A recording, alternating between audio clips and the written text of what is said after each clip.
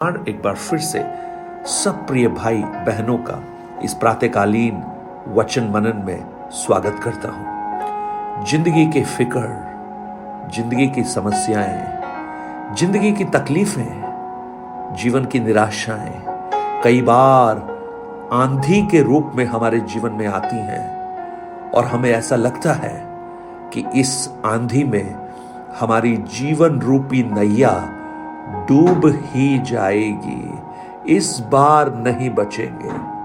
अगर आप में से कोई भी ऐसा सोच रहा है तो ये आज का वचन आपके लिए है मेरे भाई बहन, ये आपके लिए है। और प्रभु आज चाहता है कि आप उन परिस्थितियों से बाहर निकलें और आप ये कहें कि आपका भरोसा प्रभु यीशु पर है। मरकुस 4 अध्याय में जब हम पढ़ते हैं 35 वचनों से लेकर, तो वहां पर यीशु अपने चेलों के साथ रात के शाम के पहर नाव में यात्रा कर रहे हैं और जब नाव आगे बढ़ी तो बड़ी आंधी आई और लहरें यहां तक नाव पर लगी कि अब पानी से भरी जाती थी। या साधारणतया जब नाव में पानी भरने लगता है तो लोग उसे पानी को निकालते हैं, डब्बा लेकर कपड़े से कैसे भी हो उसको निकालते हैं, कोशिश करते हैं, फिक्स करने की कोशिश करते हैं। मुझे लगता है चेलों ने भी बहुत कोशिश की होगी। हमारे जीवन की आंधियों में, तूफानों में हम कोशिश करते हैं। बीमार होते हैं हम डॉक्टर्स के पास जाते हैं, हम तकलीफ में होते हैं हम औरों के पास जाते हैं, आर्थिक परेशानी होती है हम बैंक में लोन लेने जाते हैं। वो बहुत बहुत जीवन की तकलीफों के बीच में हम अलग अलग कार्यों के द्वारा उसे फिक्स करने की कोशिश करते हैं। चेलों ने सब कुछ किया होगा, लेकिन सब कुछ करने के बाद जब उनकी दृष्टि यीशु पर पड़ी तो देखा यीशु पिछले भाग में सो रहा है। ये जाग रहे हैं, यीशु सो रहा है। ये चिल्ला रहे हैं, यीशु सो रहा है। इन्हें लग रहा है ये नाश हो जाएंगे, मृत्यु का भय इनके सामने है, लेकिन यीशु सो रहा है। देखिए एक व्यक्ति कैसे इस आंधी तूफान में सो सकता है। यही एक फर्क है विश्वास करने वालों पर और विश्वास न करने वालों का। प्रभु यीशु को पता है, उन्हें विश्वास है ये नाव उन्हें नष्ट नहीं कर सकती, लेकिन चेलों को मालूम नहीं है। प्रियो, परमेश्वर का वचन हमें विश्वास देने वाला होना चाहिए। प्रभु यीशु ने क्या कहा? जो तुम्हारे शरीर को घात करते हैं उनसे भयभीत मत हो, लेकिन जो आत्मा को नष्ट कर सकते हैं उससे भयभीत हो।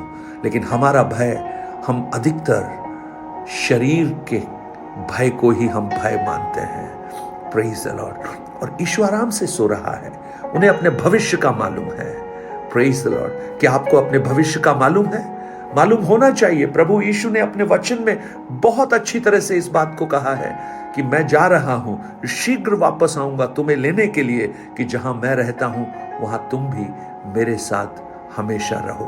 That is our destiny. क्रूस पर उसने सबको पराजित कर दिया, शैतान के सारे अस्त्रों को हटाकर खुल्लम खुल्ला तमाशा बना दिया और हमें जय में वो लेकर चल रहा है। तो हमारा डेस्टिनी तो हमें मालूम होना चाहिए, फिर हमें किस बात का भय है। और जब वो यीशु के पास गए और उन्होंने कहा, हे गुरु, क्या तुम्हें चिंता नहीं है कि हम नाश हुए जाते हैं? आज आप में से बहुत से लोग शायद यीशु को यह कह रहे होंगे, क्या प्रभु आप देख नहीं रहे क्या? प्रभु आप मेरी सुन नहीं रहे हैं क्या? प्रभु आपको ख्याल नहीं है क्या मैं किस परिस्थिति से गुजर रहा हूं, गुजर रही हूं?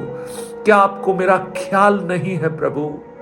शायद ऐसा आप भी पूछे होंगे या पूछ रहे होंगे।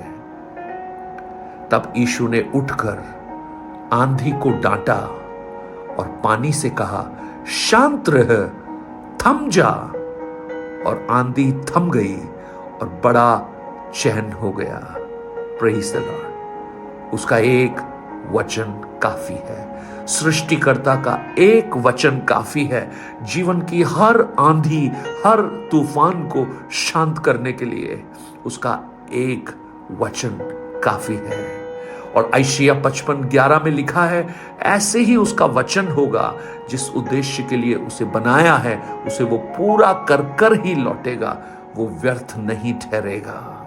आज मेरी प्रार्थना है वही एक वचन शांत और थम जा आपके जीवन में भी प्रभु प्रकट करे।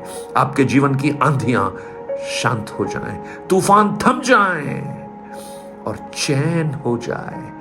एक ग्रेट काम, एक शांति, एक चैन वो यीशु ही दे सकते हैं और कहीं नहीं मिलेगा। चेलों ने बहुत कोशिश की लेकिन नहीं